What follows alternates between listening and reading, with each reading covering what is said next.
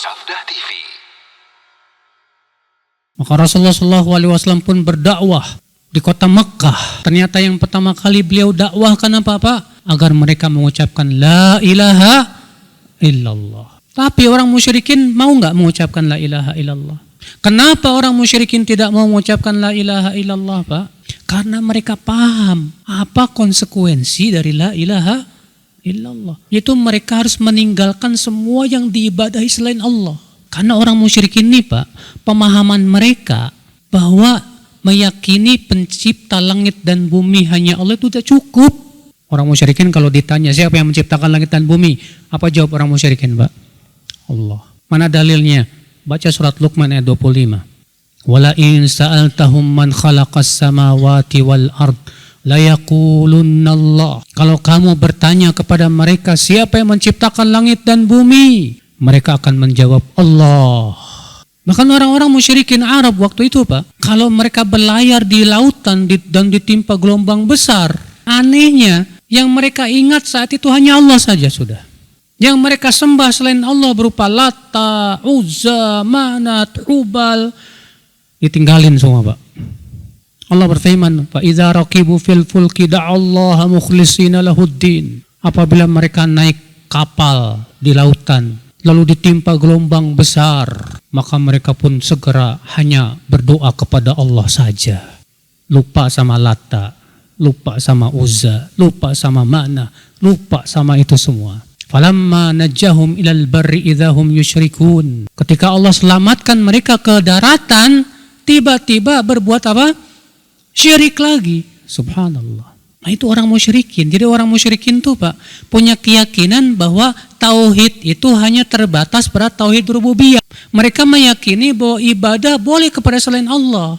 Makanya ketika orang musyrikin Quraisy ditanya, siapa yang menciptakan langit dan bumi? Mereka jawab apa? Allah. Ketika mereka ditanya, lantas kenapa kalian beribadah kepada Lata, Uzza, Manat, Hubal? Apa jawaban mereka, Pak? Silakan buka dalam surat Az-Zumar ayat 3. Allah berfirman, walladzina takhadhu min duni awliya ma na'buduhum illa liyuqarribuna ila Allahi zulfa.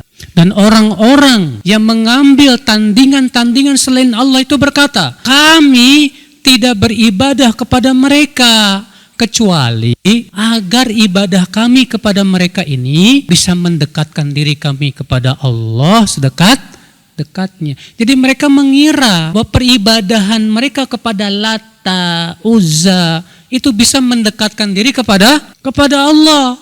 Mereka mengira Lata dan Uzza, Lata itu kan orang soleh, Pak. Mereka mengira bahwa Lata ini bisa memberi syafaat di sisi Allah. Makanya apa kata orang musyrikin? Haula'i syufa'auna indallah. Mereka inilah pemberi syafaat kami di sisi Allah. Apa jawab Allah? Qul lillahi syafa'atu jami'a. Katakan syafaat itu hanya milik Allah saja. Dan syafaat itu tidak akan pernah bermanfaat kecuali dengan izin Allah dan ridha-Nya. Bagaimana akan Allah berikan syafaat orang yang berbuat syirik? Nah, itu pemahaman, Pak, orang-orang musyrikin. Datanglah Rasulullah meluruskan pemahaman yang salah ini dan menyuruh agar mereka beribadah hanya kepada siapa? Allah, dan meninggalkan semua peribadahan kepada selain Allah. Dan itulah makna la ilaha illallah. Ilah itu artinya yang diibadahi, yang disembah. Tidak ada ilah yang berhak diibadahi kecuali siapa? Allah saja. Apa kata mereka? Kata orang musyrikin, aja'alal alihata ilaha wahida? Apakah Muhammad hendak menjadikan ilah-ilah yang banyak itu cuma satu? Inna hadza la syai'un ujab. Ini aneh sekali, kata mereka. Mereka tidak mau mengucapkan la ilaha illallah karena mereka faham makna la ilaha illallah.